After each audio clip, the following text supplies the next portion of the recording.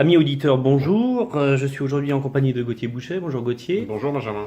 Nous allons traiter donc aujourd'hui, faire la recension d'un livre, un livre de François Bluch qui traitera du despotisme éclairé.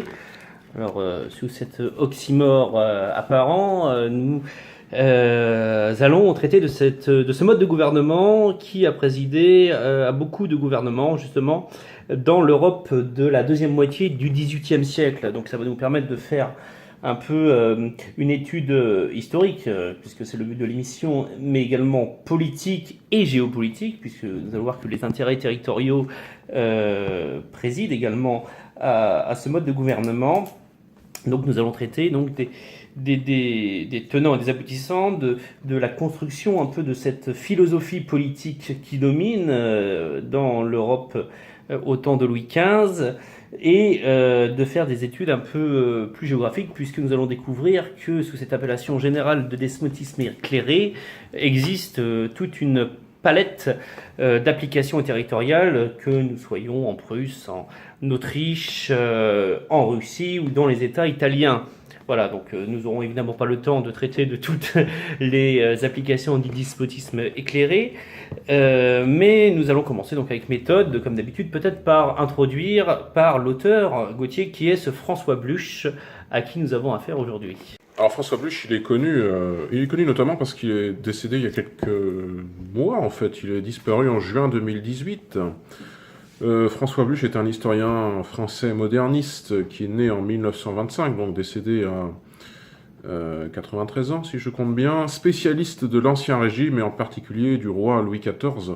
Tu l'avais signalé à la fin de notre dernière émission sur la bataille de Zama, lorsqu'on avait annoncé cette émission sur le despotisme éclairé.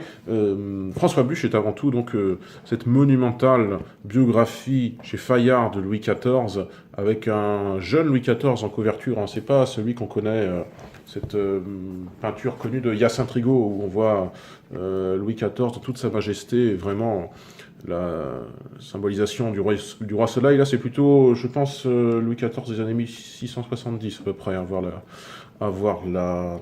Un peu tiré. Un peu tiré, oui. Il sort vraiment des années de la Fronde, c'est ce Louis XIV jeune, dans cette biographie, ce pavé de 1034 pages que François Bluch a écrit dans les années 1980. On connaît principalement de lui cette œuvre, mais il y a aussi d'autres œuvres sur des figures des 16e, 17e et 18e siècles. En gros, l'histoire moderne française, c'est cela François Bluch, et c'est notamment ce petit livre de 1985, donc Le despotisme éclairé, qui nous permet de revenir sur le concept du despotisme éclairé, sur les figures de ce despotisme, les despotes éclairés en quelque sorte, à travers une approche comparative, thématique par chapitre, avec un chapitre pour un monarque en fait, et en commençant, Benjamin, par la Prusse et la figure de Frédéric II, Frédéric le Grand. Donc, comparé à plus de 1000 pages de la biographie de Louis XIV, ce livre sur le despotisme éclairé est beaucoup plus bref. 400 pages. Oui, 400, un peu moins de 400 pages, avec une chronologie qui est très utile, puisque la multitude d'États qui sont traités, avec des États qu'on n'a pas l'habitude de voir ou qu'on connaît assez peu, nous permet de nous renseigner, de nous rafraîchir un peu la mémoire sur qui était le souverain à l'époque. Et puis il faut dire que le XVIIIe siècle a été quand même un siècle où des dynasties rivales se sont affrontées dans de nombreux royaumes, notamment dans le royaume de Pologne ou dans les principautés italiennes, et donc ça permet de remettre un peu tout ça en perspective. Donc cette petite chronologie, ce petit essai de chronologie de François Bluch nous est particulièrement utile. Alors, dans ce livre, il y a un chapitre, ce n'est pas un chapitre qui est particulièrement intéressant, c'est le prologue. Puisque le prologue fait le lien entre l'œuvre monumentale de François Bluch et le sujet qui nous intéresse aujourd'hui. Puisqu'on se rend compte que, donc le prologue ne fait que 4 pages, hein, mais il est assez intéressant, puisqu'il nous donne un peu une définition de ce qu'est ce despotisme éclairé, puisqu'à la fin du livre, on serait tenté d'avoir des définitions assez diverses, étant donné que le lieu d'application de cette théorie politique, dans ces différents lieux, justement, il n'y a pas eu de règle générale. Le rapport à la religion était différent, le rapport à la noblesse était différent, les rapports de pouvoir étaient différents. Là, François Bluch nous donne une définition, je cite, donc au-dessous règnent les jugements de valeur, le despotisme éclairé est le règne de la raison, avec un grand R, c'est le gouvernement le plus préoccupé du bonheur des hommes, ou encore c'est un régime de transition entre l'absolutisme et le libéralisme économique et politique. Donc nous sommes évidemment dans ce siècle, qui est un peu à l'image du 19e siècle, est un siècle déjà où on réfléchit, où il y a un conflit qui s'opère entre l'ancien monde et le nouveau.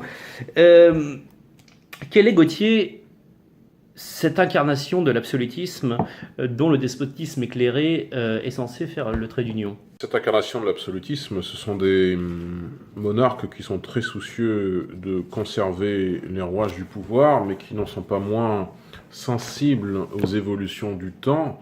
On pourrait dire aux idées nouvelles, celles des philosophes, celles de l'encyclopédie, autour de figures comme Alembert, Voltaire.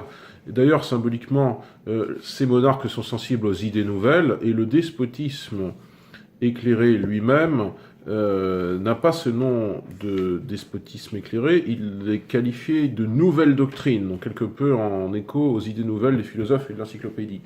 Effectivement, dans le prologue, Bluch donne une définition du despotisme éclairé, et puis il donne aussi la définition qu'en donnent les autres. Dès la page 10, il propose une succession de définitions.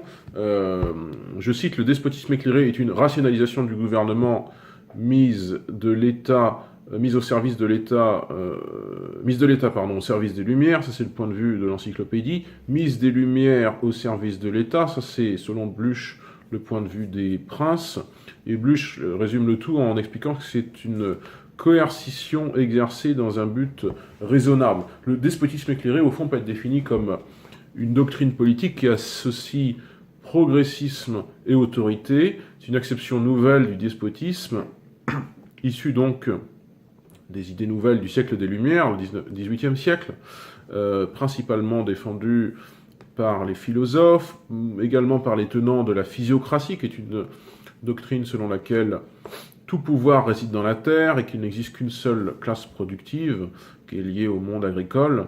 Et comme le relève cet ouvrage de Bluch, à travers des chapitres relatifs à chacune des grandes figures de ce mouvement, en commençant par le royaume de Prusse, le despotisme éclairé, dont l'idée apparaît dans les années 1670 à peu près, et qui se manifeste à partir de la seconde moitié du XVIIIe siècle, est incarné par des figures très disparates, dans des territoires très divers, non exhaustivement, Catherine II de Russie, Frédéric II de Prusse, Joseph II, Léopold II d'Autriche, Marie-Thérèse, Maximilien III, etc., etc.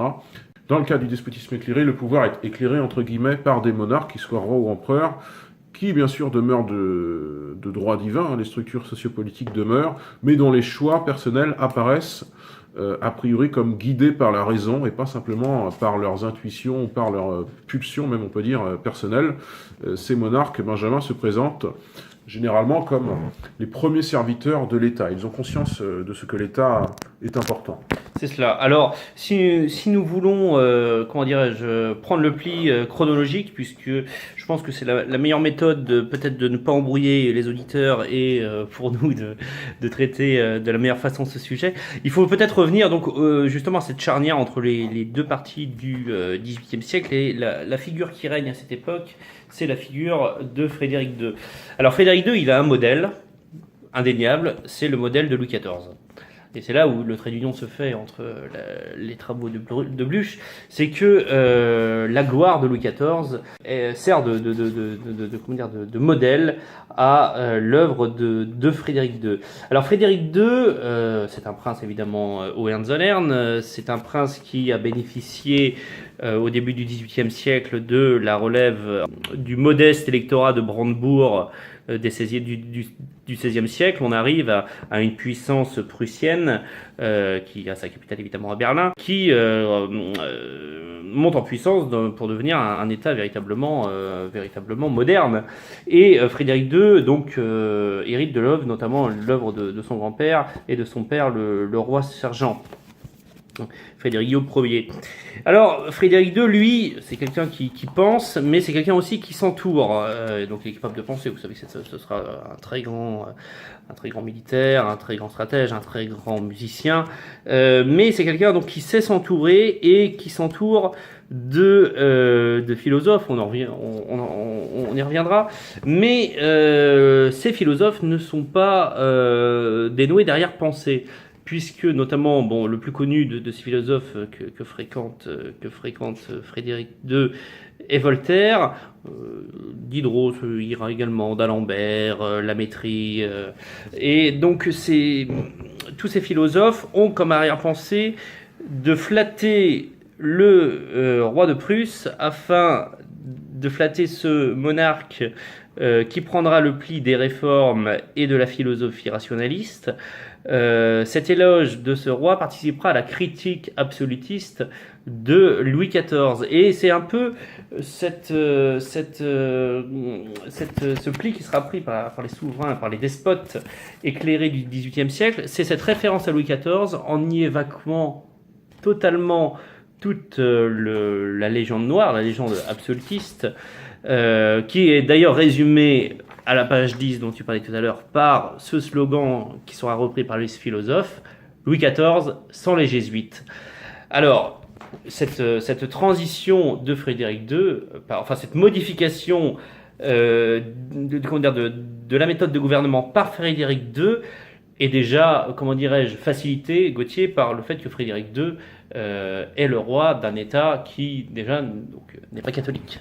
Oui, bien sûr, c'est le monarque d'une puissance protestante, la Prusse, même si on le verra dans les premières dizaines de pages du livre, la Prusse, opportunément, a peut-être un chef autoritaire à sa tête, mais elle témoigne d'une liberté religieuse et d'une liberté d'expression assez étonnante dans l'Europe de l'époque, qui est celle de la première moitié du XVIIIe siècle, puisque je pense que Frédéric naît en 1712, en témoignent ces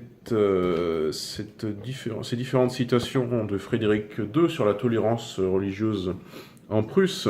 Par exemple, l'auteur cite en page 55 Frédéric expliquant que, je cite, « La juiverie, donc la religion juive, ne doit être gênée en aucune façon dans ses actes et son commerce, pas plus que dans l'exercice de sa religion. » Il y a aussi beaucoup d'exemples dans ce premier chapitre concernant la Prusse sur la tolérance prussienne et l'accueil en Prusse, notamment des Huguenots français qui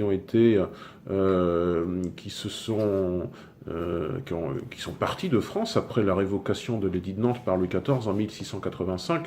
La France est une grande puissance catholique. Eh bien, ces Huguenots ne partent pas que dans les 13 colonies en Amérique du Nord, ils partent aussi dans la Prusse, qui somme toute est beaucoup plus proche du territoire français. Il y a cette grande tolérance religieuse, cette liberté d'expression relative qui existe en Prusse et qui étonne un petit peu les Français parce qu'elle coexiste aussi, il faut dire, avec une étonnante manifestation d'expansionnisme, de bellicisme même de la puissance prussienne, puisque la Prusse est une petite puissance à l'origine, mais dans ces années 1750-1760, à la faveur d'événements comme la guerre de 7 ans notamment, elle grandit en territoire et elle manifeste un besoin d'accroissement. Et cela, l'ouvrage le restitue bien, notamment en page 42 avec cette citation de Mirabeau. Alors c'est une citation a posteriori parce qu'elle est de 1788, mais Mirabeau explique... Je cite, « Cette monarchie prussienne a encore besoin d'accroissement pour subsister. L'Autriche, la France, déjà arrêtés par leur propre poids, ne m'émeuvent plus avec tant de vivacité ni d'audace. Je les compare à ces corps gras et pesants. » Donc il compare les grandes puissances autrichiennes et françaises à des corps assez gros, tandis que la France tandis que la Prusse, je cite, est un corps encore jeune et nerveux, son appétit est toujours allumé, ses mouvements sont vifs et violents, il cherche à acquérir cet embonpoint dont ses rivaux jouissent. Ça montre le caractère un petit peu d'état martial de la Prusse, et ça montre cette alliance un petit peu étrange entre grande tolérance religieuse, relative liberté d'expression et d'opinion, notamment liberté de la presse, et puis cette militarisation d'une partie au moins de la société. C'est un petit peu ça, aussi le caractère étrange de l'alliage que constitue le despotisme éclairé, pas simplement l'association entre progressisme et autorité, mais aussi un État assez militarisé et en même temps assez tolérant. Oui, alors pour revenir sur l'histoire de la tolérance de Frédéric II, alors déjà il faut rappeler peut-être que le royaume de Prusse est un royaume protestant, mais c'est un royaume luthérien. Donc la frange luthérienne de la religion protestante est une frange beaucoup plus tolérante, évidemment, que la frange calviniste qui sévit aux Pays-Bas, qui a lieu aux Pays-Bas. J'aimerais revenir également sur le fait de l'influence de la philosophie qui est au centre, la philosophie rationaliste qui est au centre de la forge du despotisme éclairé, mais qui est véhiculée par la langue française. C'est-à-dire qu'on a un héritage guerrier, évidemment, de Louis XIV. Ça se passe. On est véritablement dans le jeu des représentations. Louis XIV qui s'est fait représenter en dieu de la guerre, en Mars. On songe notamment au plafond de la Galerie des Glaces à Versailles. Ce côté valorisation et circulation de l'image guerrière de Louis XIV se couple également avec le fait que la philosophie, à partir de la deuxième milieu du XVIIIe siècle, la philosophie rationaliste qui éclot en France, qui éclot également en Allemagne. Frédéric Bluch le rappelle, c'est ce qu'on appelle l'Aufklärung, la philosophie allemande des Lumières. Donc il y a une philosophie également qui se développe en Allemagne, mais donc l'encyclopédie qui est publiée en France, d'ailleurs avec des collaborations étrangères, l'encyclopédie qui est publiée en France se diffuse par le biais du français. Puisque le français est la langue, je songe notamment à l'excellent livre de Marc Pulmaroni, Quand l'Europe parlait le français qui est parlé à la cour de Berlin, qui est parlé, on le verra, à la cour de Catherine II à Saint-Pétersbourg, et qui est parlé à la cour de Vienne, à la cour de Marie-Thérèse. Eh bien, ce français joue, alors c'est un peu paradoxal, puisque la France est une monarchie très chrétienne, que ce soit sa langue, le français, qui diffuse ces valeurs de tolérance, de libéralisme, qu'il soit politique ou économique, à l'ensemble de l'Europe. Et donc ça justifie que des souverains comme Frédéric II prennent le pli des philosophes des Lumières. Alors Frédéric II sera donc un modèle pour le reste de l'Europe, Gauthier. Oui, il sera un modèle pour le reste de l'Europe parce qu'il représente aussi, on n'a peut-être pas assez parlé d'ailleurs, c'est un peu aussi un monarque mécène, c'est une sorte de philanthrope avant l'heure. Il accueille des philosophes qui ne sont pas des philosophes de langue allemande, qui sont des philosophes français et de langue française. Et ça, il y a toute une batterie de citations qui le révèlent. Qui révèle un petit peu cette cruauté, entre guillemets, de Frédéric à l'égard des intellectuels de son pays, et sa grande francophilie, toute une batterie de citations à partir de la page 20. Alors, directement à la page 20, c'est pas un propos de Bluch, en fait, mais c'est un propos de Pierre Gaxot que François Bluch cite concernant l'opinion de Frédéric II concernant les intellectuels germaniques. Gaxot nous dit que le roi de Prusse, je cite, le roi de Prusse ignore systématiquement les meilleurs écrivains allemands contemporains. À qui manque, assume-t-il, la langue et le goût. Il dédaigne Lessing et Klopstock, Herder ou Goethe. Ces derniers le lui rendent bien. Les bons protestants sont scandalisés de l'irréligion du souverain, les amis de la liberté affectés par le despotisme militaire. Né prussien, Klopstock, installé au Danemark, célèbre tous les princes sauf le Hohenzollern, c'est-à-dire qu'il ne célèbre pas Frédéric le Grand.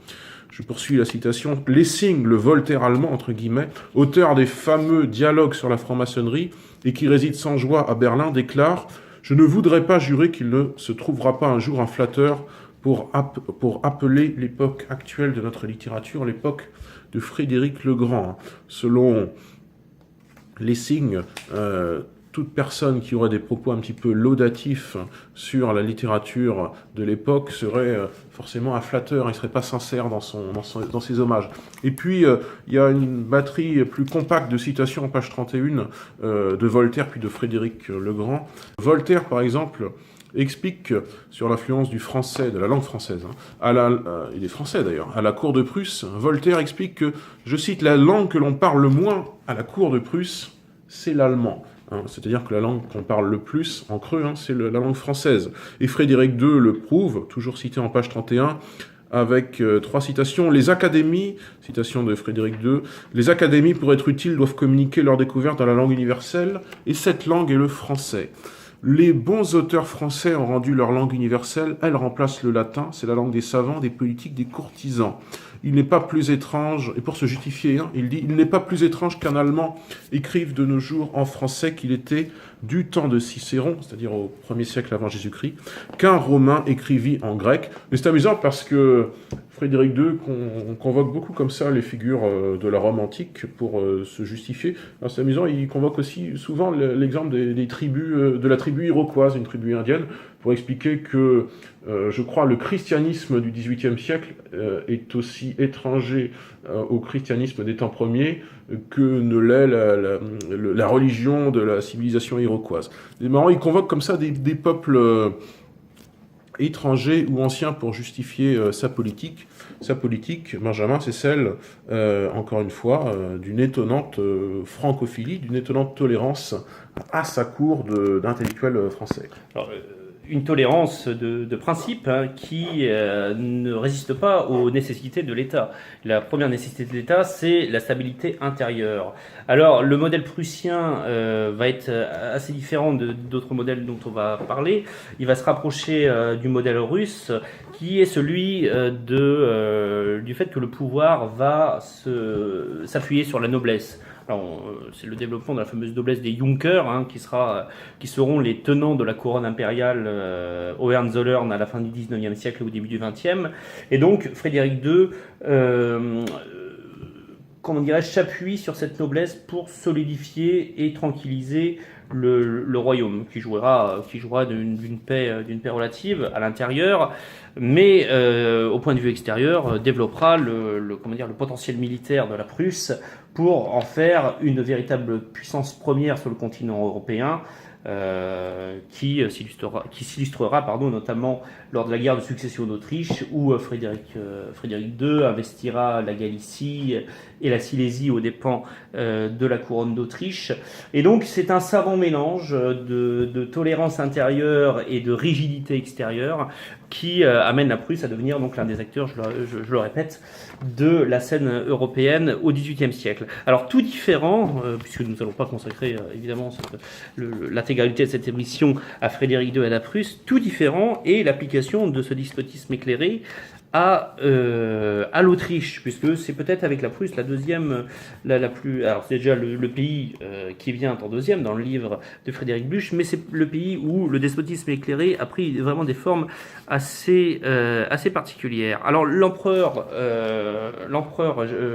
autrichien de l'époque, c'est Joseph II, c'est le fils de Marie-Thérèse. Alors Joseph II devient empereur à la mort de son père en 1765, mais comme Marie-Thérèse était donc sa mère était archiduchesse et concentrait le pouvoir du temps de son époux, et ben c'est elle qui garde la tutelle sur l'Empire d'Autriche, et ce qui permet à Joseph un peu de voyager un peu en Europe et de rencontrer justement Frédéric II en Prusse, Catherine II en Russie, et de voyager également en France. Et alors, Marie-Thérèse avait déjà imprimé à l'Autriche quelques modifications, notamment dans la centralisation de l'État. Elle avait fait nommer en 1760 un certain Koznitz Premier ministre, qui était un noble allemand, qui lui était véritablement partisan de ce type de gouvernement et qui souhaitait véritablement rationaliser l'État en le centralisant et en l'unifie, en faisant en sorte qu'il y ait une unification véritablement aboutie. Et donc on modifie l'État, on modifie et on essaie de gommer les particularismes de l'Empire. Vous savez que l'Empire autrichien ne concentre pas au XVIIIe siècle l'Autriche actuelle. C'est la Bohème, c'est l'actuelle Slovaquie, l'actuelle Slovénie, l'actuelle Croatie, mais surtout l'actuelle Hongrie, avec sa noblesse qui était très jalouse de ses privilèges. Eh bien, Marie-Thérèse déjà avait, comment dirais-je, enclenché cette politique de centralisation en réorganisant politiquement l'Empire donc en faisant des sortes de gouvernements régionaux, provinciaux, dirais-je, uniformes, avec à leur tête des fonctionnaires impériaux qui prenaient la place de la noblesse traditionnelle. Donc il y avait un pas qui avait été franchi dans la centralisation et qui sera suivi à sa mort par son fils Joseph II. Et Joseph II, lui, il ne s'arrêtera pas là, il imposera la langue allemande dans tous les actes de l'administration, remplaçant ainsi les langues tchèques, hongroises, dans le reste de l'Empire, et roumaine également, puisque une petite partie de la Transylvanie faisait partie de l'Empire autrichien. Le despotisme éclairé autrichien se différencie également par sa politique religieuse. Vous savez que l'Autriche est, avec la France, la grande puissance catholique du XVIIIe siècle.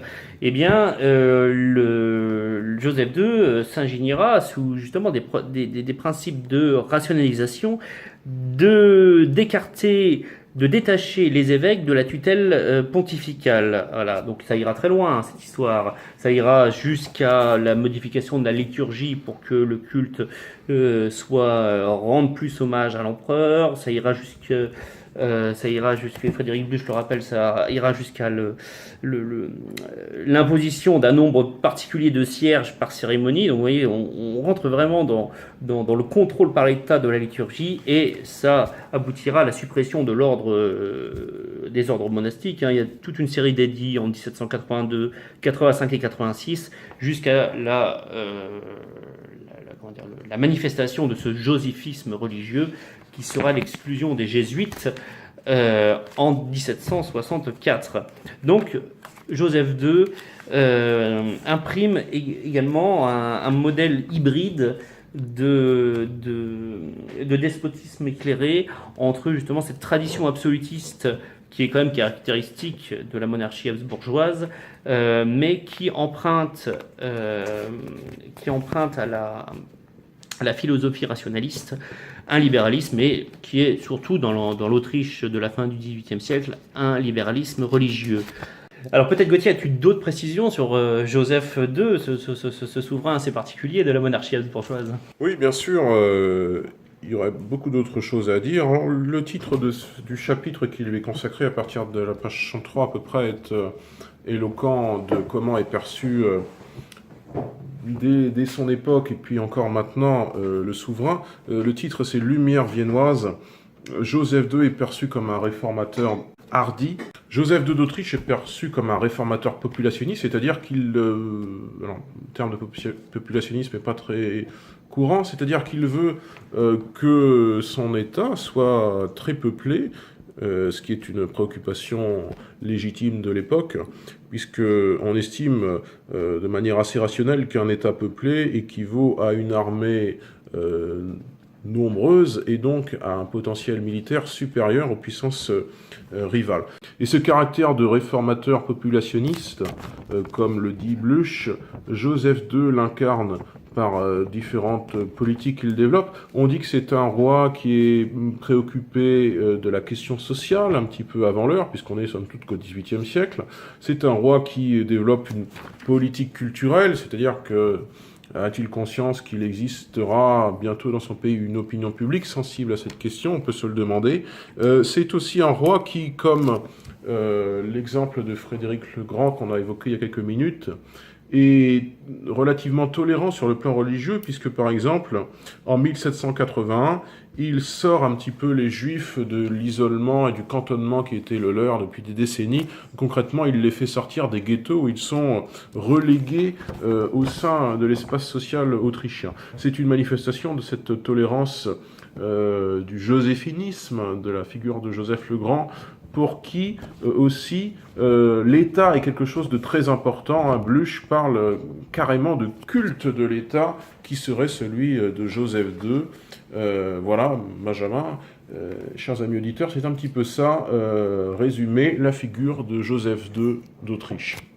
Alors si on pouvait également essayer de trouver une ligne de fond à ce despotisme éclairé, alors nous avons parlé de la figure de Kottnitz pour l'Autriche habsbourgeoise.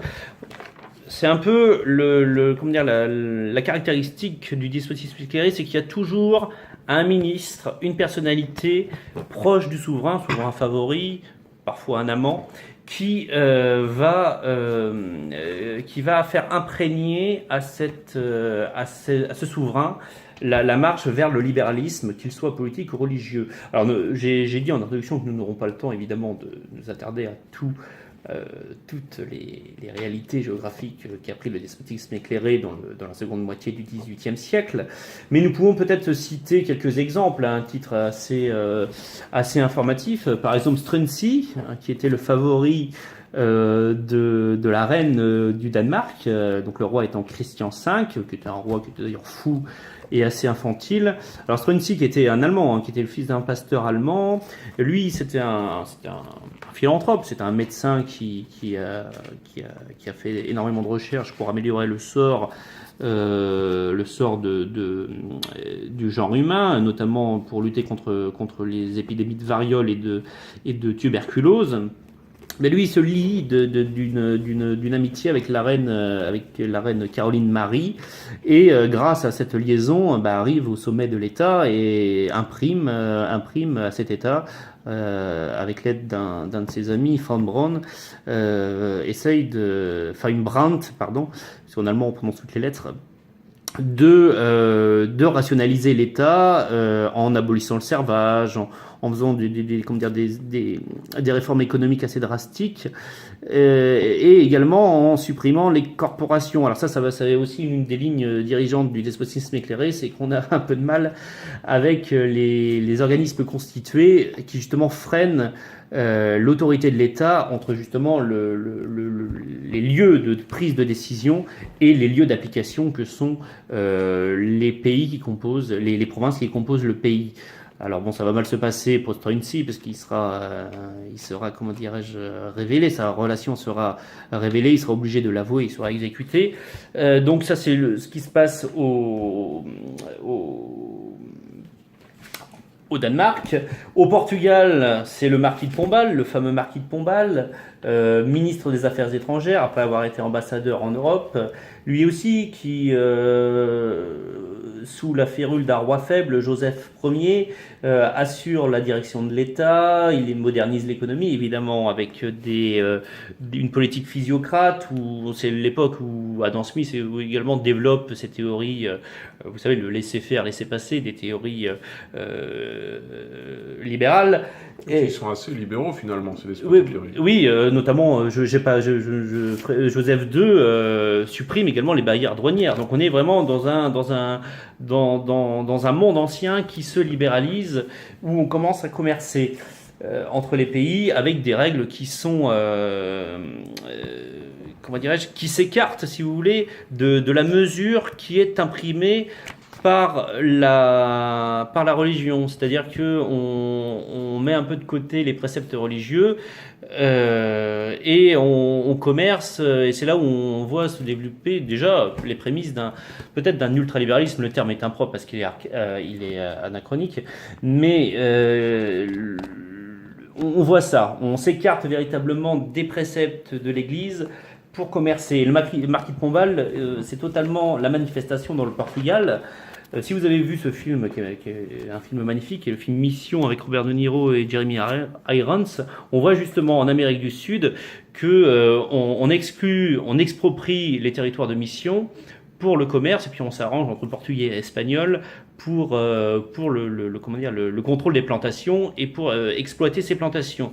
Et bien c'est totalement cette vision du commerce qui est prise, alors que les prédécesseurs de tous ces monarques étaient des héritiers de Colbert, avaient une vision économique très mercantiliste, notamment quand ce fut l'âge d'or de l'or, des imports d'or d'Amérique centrale, notamment dans les royaumes espagnols et portugais. Donc Pombal est aussi une manifestation et une illustration de ce ministre qui prend un peu le pas sur le monarque pour infléchir une politique de despotisme éclairé. Effectivement. Alors j'ai fait une petite erreur tout à l'heure dans ma citation sur le bellicisme, l'expansionnisme prussien. Ce que j'ai attribué en fait à Mirabeau n'est pas de Mirabeau, c'est pas du tout de lui, c'est de Ernst Bernstorff, qui est le ministre suédois des Affaires étrangères. C'est une citation de 1758. Je me suis en fait trompé de ligne parce que Mirabeau ne dit pas quelque chose de tellement différent, mais il le dit de manière beaucoup plus ramassée. Il dit « La guerre est l'industrie nationale de la Prusse ». Voilà. La citation de Bernstorff, elle est de 1758. Ça me permet de reparler de la France, et peut-être, Benjamin, faut-il préciser en quoi, en creux, la France, le royaume de France, qui est à l'époque gouverné par Louis XV, roi entre 1715 et 1774, me semble-t-il, en quoi la France n'est pas, justement, un régime que l'on peut qualifier de despotisme éclairé, selon toi? Eh bien, Frédéric Bluch nous donne en partie la réponse. Alors, il va falloir que je le recherche dans le livre. Oui, alors on pourrait se poser la question, pourquoi ce pays qui a été le pays où sont nées ces théories libérales, dans tous les sens du terme, n'a pas été embrassé par cette politique de despotisme éclairé. Je vais citer Frédéric Bluch, puisque, je rappelle, c'était l'objet de l'introduction, que tous ces monarques qui voulaient acquérir la gloire de Louis XIV, qui avait été le grand roi du XVIIe siècle, voulaient, par les philosophes, dénigrer sa politique, son absolutisme, le fait qu'il ait, selon eux, dirigé la France d'une main de fer. Mais voilà ce que dit Frédéric Bluch quand il parle justement de la déification de l'État. Alors, mais le soin de l'État, les souverains dont on a parlé, rapproche critère final du despotisme éclairé. Les contradictions disparaissent, la confusion est dissipée dès la découverte de ce fil d'Ariane. Pombal exilant les ducs, Catherine II flattant sa noblesse et lui donnant des serfs, travaillent l'un et l'autre au renforcement de l'État. L'intolérance méditerranéenne envers les congrégations et les instituts, la mansuétude de Frédéric de Prusse à l'égard des catholiques de Silésie ou des jésuites français, la fanatique tolérance imposée par Joseph II, à ces sujets sont trois voies convergentes. L'État seul doit être bénéficiaire. Il devient difficile de dénigrer le gouvernement personnel de Louis XIV, de nommer absolutisme sa monarchie administrative, quand ce régime se reliait à une philosophie équilibrée, humaniste et chrétienne, qui préservait les sujets contre les écarts du prince et maintenait le souverain dans les justes limites tracées par la providence et par le droit naturel. L'autoritarisme du XVIIIe siècle est assez laïcisé pour se passer de l'écriture sainte et ignorer Bossuet, mais les droits du monarque ne sont pas dégradés, ils ont gagné en exigence ce qu'ils perdaient en sagesse. L'État n'est plus l'image approximative de la cité de Dieu. Avec le despotisme éclairé, l'État se fait Dieu. Donc avec cette citation, qui, je suis désolé pour l'auditeur, était un peu longue, nous voyons cette marche vers la déification de l'État qui, in fine, peut être désincarnée par les monarques, si vous voulez. C'est-à-dire que cette marche vers le libéralisme va continuer même après la chute des Hohenzollern, mais après la chute des Habsbourg, et est tempérée en France par ce qu'il appelait cette philosophie équilibrée, humaniste et chrétienne, que moi je rapprocherais véritablement d'une philosophie politique organique. C'est-à-dire que le roi servait ses sujets, et les écarts de prince étaient, si vous voulez, limités par une constitution qui n'a jamais été écrite, mais qui était sue par les juristes et qui empêchait le roi de faire n'importe quoi. Alors, ce sont je ne veux pas faire une digression, mais ce sont les fameuses lois fondamentales de la monarchie française, qui liaient le roi, par exemple, sur les matières religieuses. Le roi ne pouvait pas agir contrairement aux préceptes de l'Église, sinon le roi était sacré, c'était quand même le lieutenant de Dieu sur terre, donc il ne pouvait pas s'écarter notamment de ses limites. Tous les autres rois et monarques du XVIIIe siècle n'ont pas si vous voulez, cette constitution qui leur lie les mains, et de ce fait peuvent s'écarter de ces règles qui sont des règles humanistes, comme universelles et humanistes, comme le rappelait Frédéric Bluch. Donc c'est un peu ça l'explication du fait que le despotisme éclairé n'a pas touché la France. Donc c'est tout ce faisceau de raisons qui explique que la France n'ait pas été touchée par le despotisme éclairé. C'est sa constitution organiciste qui sera détruite à la Révolution française. L'une des illustrations, par exemple, de la destruction, c'est la loi sur la destruction des corporations, la loi Le Chapelier de 1791. Effectivement, comme tu l'as indiqué, Benjamin, le despotisme éclairé ne prendra jamais réellement en France, bien que ces inspirateurs, les intellectuels qui en sont les inspirateurs, seront pour beaucoup des Français. C'est une sorte de paradoxe, mais ça n'a jamais vraiment pris en France. Ce qui fait que la France, logiquement, est assez peu présente dans cet ouvrage, qui balaye comme ça plusieurs régimes et plusieurs figures. Il y a même un petit chapitre, oui, une cinquantaine de pages, par exemple, sur l'expérience des despotismes éclairés en Baltique, chapitre intitulé « Les rives de la Baltique », qui commence par des citations, notamment la citation de ce diplomate suédois dont je vous ai parlé tout à l'heure, Bernstorff, qui dit « Le maniement des affaires publiques oblige à l'art de persuader les hommes et de combiner leurs goûts et leurs intérêts avec le but auquel nous désirons les conduire. » Il y a cet exemple donc des régimes baltes qui est cité par Bluch vers les pages 330 à peu près. Il y a aussi un schéma, page 353, qui est assez complexe à comprendre, je trouve, qui explique comment tout cela évolue entre le XVIIe siècle et la seconde moitié du XVIIIe siècle. Voilà pour le despotisme éclairé, le livre et le concept. Un concept qui, on l'a expliqué, je crois, est avant tout une fascination, comment dirais-je, un intérêt, une fascination pour l'État en tant que pourvoyeur du bien public, on peut dire, en tout cas le cadre naturel d'organisation sociale et politique de la vie des individus. On peut dire que certains de ces despotismes éclairés sont un petit peu dans leur rapport aux individus et aux particularismes locaux, particularismes ethniques, culturels, religieux, sont un petit peu des pré-jacobinismes, sont un petit peu des jacobinismes avant l'heure. Le jacobinisme apparaîtra en France sous la Révolution, et particulièrement sous la République, à partir de 1792-1793. Enfin, il existe avant, mais il se manifeste pleinement à cette époque. Eh bien, on en a des illustrations assez prescientes.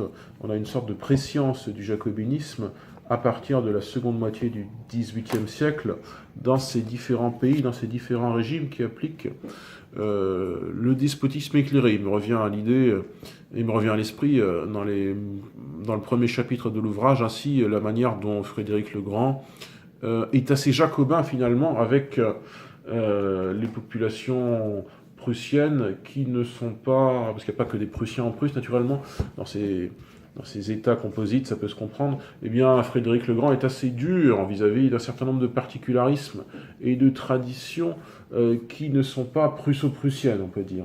Et c'est une illustration un petit peu de cette intolérance paradoxale d'un certain nombre de principes du despotisme éclairé, même si à côté de ça, comme on l'a dit, il y a la volonté de libéraliser la société, la volonté d'être plus tolérant sur le plan religieux, d'être plus ouvert en termes de liberté d'opinion et d'expression. Voilà, chers amis auditeurs, concernant le despotisme éclairé, 13e chronique littéraire de Fréquence Histoire. On vous a parlé de cet ouvrage à partir de l'édition originelle de 1985. Donc les précisions de pagination qu'on vous a données sont celles de l'édition originelle du livre, que l'on vous mettra en visuel, avec couverture émeraude et sur la couverture Joseph II d'Autriche et en 4e de couverture Frédéric II de Prusse. Des styles vestimentaires très différents. Joseph, c'est vraiment le monarque par excellence, tandis que Frédéric II de Prusse, il a une sorte de bicorne, il ressemble plus à un bourgeois assez quelconque. Il y a aussi une différence à la fois vestimentaire et de style, parce que l'Autrichien est dans une position beaucoup plus hiératique que le Prussien qui est dans une posture un peu plus quelconque. On voit comme ça par l'image, par la peinture, que ces deux monarques sont très différents et sont des styles de despotisme éclairé assez distincts. Voilà pour le despotisme éclairé. Donc, chers amis auditeurs, notre prochaine émission, le samedi 10 novembre, reviendra sur le guédisme, c'est-à-dire la doctrine politique de Jules Guesde, l'un des précurseurs du socialisme français. Jules Guesde, c'est un parcours assez intéressant parce que c'est un homme de gauche classique, un petit peu trop jeune pour prendre part à la Commune, et puis il n'était même pas sur Paris à l'époque, mais c'est un militant socialiste qui, au soir de sa vie, deviendra ministre du gouvernement d'Union nationale entre, je pense que c'est en 1914 et 1916, avec un chef de cabinet célèbre qui est Marcel Sanda. Et c'est un peu un exemple si courant à gauche d'évolution d'un parcours politique entre en gros les années 1870 et les années 1910.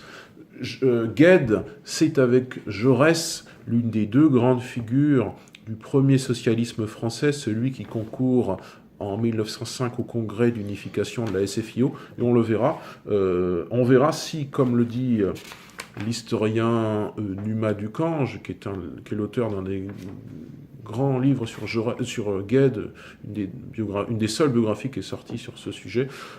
C'est un historien proche du Parti socialiste, et peut-être un petit peu partial dans son approche. On verra si Guesde et le guédisme représente l'anti-Jaurès, et donc une sorte de doctrine anti-jauréciste. On le verra donc le samedi 10 novembre dans un nouveau concept d'émission qui, après notre tour d'horizon des élections marquantes et des États disparus, revient sur des concepts doctrinaux, politiques notamment, marquants. Et bien là, ce sera le guédisme. Donc, chers amis auditeurs, rendez-vous le samedi 10 novembre. Merci pour votre écoute et merci Benjamin pour avoir co-animé avec moi donc cette émission sur le despotisme éclairé. Merci Gauthier. À bientôt. Au revoir.